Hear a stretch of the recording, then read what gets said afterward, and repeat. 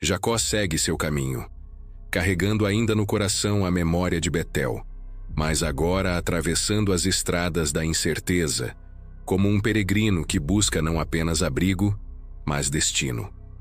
Os dias são longos, o pó da terra se levanta sob seus pés, e cada passo é a lembrança de que o homem vive entre a promessa e a espera. O patriarca não caminha em direção a terras desconhecidas por acaso. É conduzido pelo fio invisível da providência divina que o guia até o campo de Harã, lugar onde sua história se entrelaçará com novos sinais da eleição de Deus. Ao chegar próximo da cidade, seus olhos se voltam para um poço, símbolo recorrente da Escritura, lugar de encontros decisivos, de revelações veladas e de destinos selados. Ali, pastores aguardavam para dar de beber aos rebanhos, mas o poço estava coberto por uma grande pedra. A cena é marcada por expectativa. A água está presente, mas escondida. A fonte existe, mas aguarda o momento certo para fluir. Não é apenas detalhe narrativo, mas um símbolo teológico. A promessa está lá, oculta sob o peso da espera, até que a mão de Deus mova a pedra e faça brotar o cumprimento. Jacó pergunta pelos homens de onde são, e o diálogo conduz sua jornada até a revelação. Eles conheciam Labão, o irmão de Rebeca, e logo viria ao poço Raquel, sua filha, pastoreando as ovelhas. É aqui que o encontro se transforma em providência, pois não é o acaso que traz Raquel naquele instante, mas o mesmo Deus que em Betel abriu os céus agora abre o caminho diante de Jacó. E quando Jacó a vê, o texto atinge sua intensidade dramática. Ele se aproxima, move sozinho a pedra que antes exigia vários homens e dá de beber ao rebanho de Labão. O gesto carrega tanto força quanto ternura. Jacó, o peregrino cansado, agora age como se impulsionado por uma energia maior que ele mesmo, como quem reconhece no encontro a marca do divino. Ele beija Raquel e levanta a voz em pranto. Não é um choro comum, mas lágrimas de alguém que, após noites solitárias, encontra no poço a confirmação de que a promessa ainda o acompanha. Jacó então se apresenta, declarando sua origem e sua ligação com a casa de Labão. Raquel corre e anuncia em sua casa, e logo o patriarca é acolhido como parente. O que começou como exílio se transforma em lar temporário, e o fugitivo passa a encontrar abrigo na família que Deus havia preparado para cruzar seu caminho. Aqui a narrativa bíblica expõe não apenas a cena de um encontro humano, mas um marco espiritual. O poço se torna mais que um lugar de água. É o altar do destino, o cenário onde Deus costura a história de sua aliança com fios invisíveis. Jacó chega como estrangeiro, mas encontra em Raquel o primeiro vislumbre da família que perpetuaria a promessa. O amor, que nasce no instante do olhar e se confirma na força do gesto, é ao mesmo tempo dom divino e campo de provação. Pois em Raquel não está apenas o afeto humano, mas o instrumento de um plano eterno que Jacó ainda não consegue compreender. Assim, Gênesis 29 nos coloca diante da profundidade de um amor que não é mero acaso, mas parte de uma trama teológica.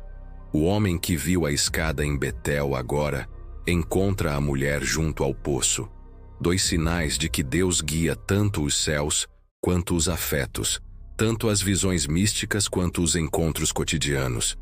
Mas o caminho ainda guardará dores, enganos e provações, pois o amor, quando entrelaçado à promessa, torna-se também um campo de purificação, onde a carne e o espírito são testados sob o peso da eleição divina.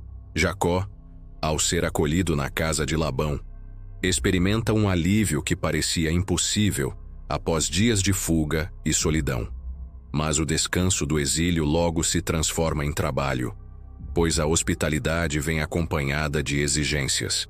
Labão, mestre em artimanhas, percebe desde o início a força de Jacó, seu zelo, e, acima de tudo, a chama que arde em seus olhos ao contemplar Raquel. É nesse ponto que a trama começa a se estreitar entre amor e engano, entre desejo e espera. Labão oferece a Jacó a possibilidade de servir em troca de algo que não pode ser comprado com ouro, mas apenas conquistado com sacrifício: a mão de Raquel.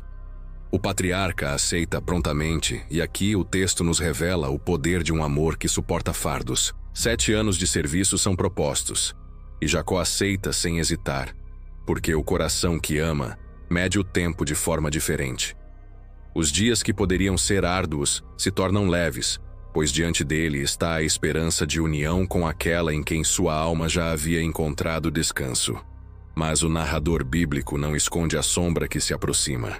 Pois se a promessa de Deus acompanha Jacó, a astúcia do homem não deixa de atravessar seu caminho. Labão, figura de um mundo que engana e distorce, prepara o cenário do golpe.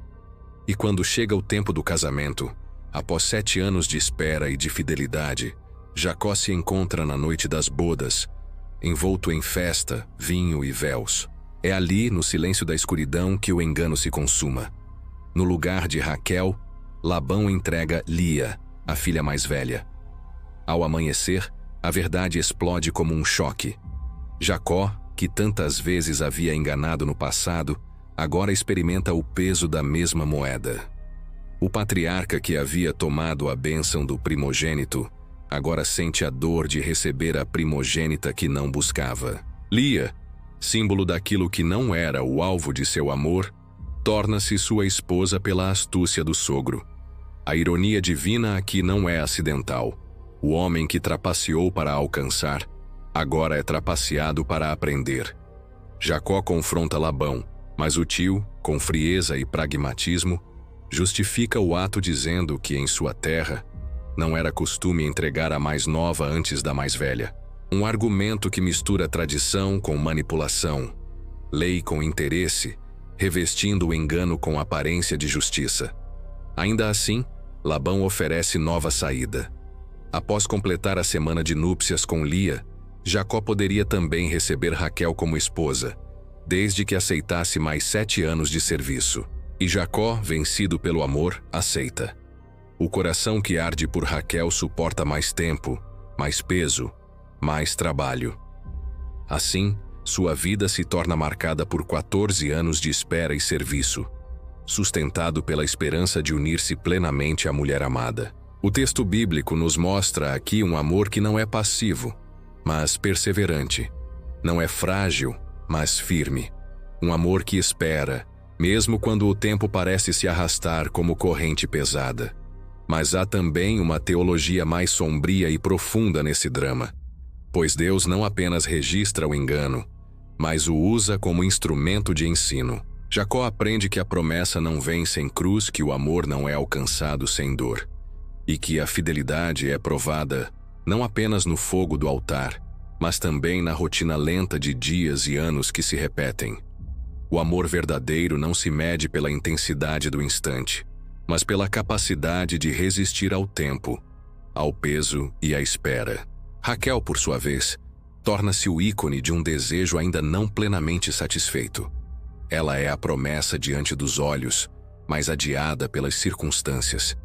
Lia, colocada inesperadamente no centro, traz à narrativa outro tema: a soberania divina que escreve sua história mesmo por caminhos que o coração humano não escolheria. Pois, ainda que desprezada, Lia seria instrumento de Deus, mãe de filhos que carregariam a continuidade da linhagem messiânica. O plano eterno não se curva ao amor humano, mas o amor humano é usado como ferramenta no plano eterno. Assim, Gênesis 29 desenha uma tensão que atravessa toda a Escritura. O contraste entre o engano dos homens e a fidelidade de Deus, entre o amor que espera e o amor que sofre, entre a promessa adiada e a promessa cumprida.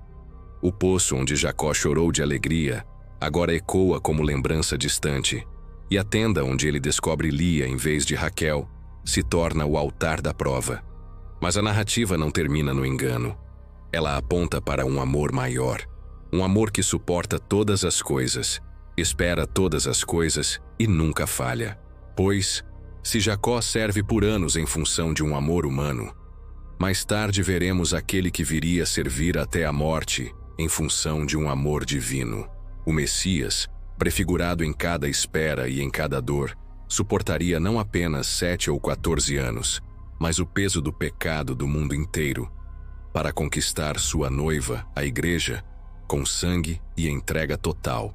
O desfecho de Gênesis 29 não é apenas a história de um engano familiar, mas a revelação de um drama teológico profundo que atravessa toda a Escritura. Jacó, o homem da promessa, que carregava sobre si o peso da eleição divina, encontra em Labão não apenas um antagonista humano, mas o espelho de sua própria história. O enganador é enganado, o que trapaceou é trapaceado, o que desejava conquistar de imediato é obrigado a esperar. Nesse entrelaçar de justiça poética e providência divina, o patriarca começa a ser moldado, quebrado e forjado para o papel maior que lhe caberia: ser pai de uma nação. E é aqui que entram Lia e Raquel como peças fundamentais do enredo divino. Raquel é o amor da juventude, o desejo ardente, a promessa pela qual Jacó estava disposto a dar anos de sua vida. Ela é o símbolo do amor intenso, da esperança suspensa, da beleza que encanta e atrai.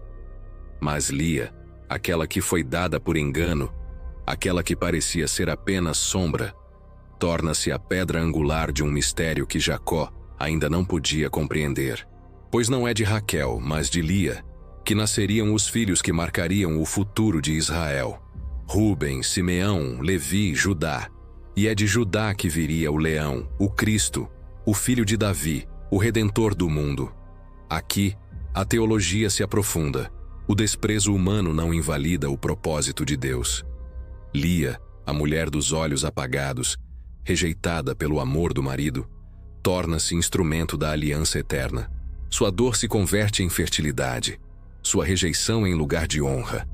Deus se apresenta como o Deus que vê o desprezado, que abre o ventre da esquecida e faz dela a mãe da promessa. A soberania divina brilha no contraste. Raquel é amada, mas estéril. Lia é desprezada, mas fecunda. Assim, o Senhor demonstra que não são as preferências humanas, nem os afetos naturais, mas sua escolha soberana que guia a história da redenção. O amor de Jacó por Raquel não é condenado, mas é colocado sob a tensão do tempo. Ele se torna a imagem de um amor que é provado na espera, na renúncia, na perseverança. O patriarca serve 14 anos como se fossem poucos dias, porque seu coração estava preso à esperança da união.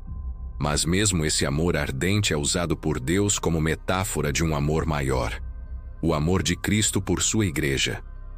Pois o Messias não serviria apenas alguns anos, mas entregaria toda a sua vida, suportando cruz e vergonha, para conquistar sua noiva eterna. Aqui, a escada de Betel ganha carne e sangue, pois o Filho do Homem, que Jacó havia visto em visão, é o mesmo que, em amor, desceria até o vale da morte para buscar e salvar. O amor humano de Jacó aponta para o amor divino de Cristo. E se Jacó trabalhou anos por Raquel, Cristo suportou a eternidade de juízo em poucas horas de cruz para redimir aqueles que o Pai lhe entregou. Mas não apenas Raquel aponta para a Igreja amada. Lia, a esquecida, a desprezada, é também imagem de uma verdade espiritual. O Deus da aliança não rejeita os pequenos, os invisíveis, os que o mundo não valoriza. Pelo contrário, ele os coloca no centro de sua história. Lia carrega em seu ventre o fio vermelho da promessa, mostrando que, no reino de Deus, os últimos são feitos primeiros e os rejeitados são exaltados. Assim, Gênesis 29 nos coloca diante de um clímax espiritual. O amor que espera e sofre o engano que se transforma em disciplina, a rejeição que se converte em eleição, e o entrelaço misterioso entre providência divina e fraqueza humana. O texto não é apenas sobre Jacó, Lia e Raquel, mas sobre o Cristo que viria. Ele é o noivo que serve, o amado que espera, o esposo que não mede o tempo nem o preço, mas entrega-se até o fim. E aqui está a lição final. O amor humano, por mais intenso que seja, sempre será sombra do amor eterno de Deus. Jacó esperou 14 anos.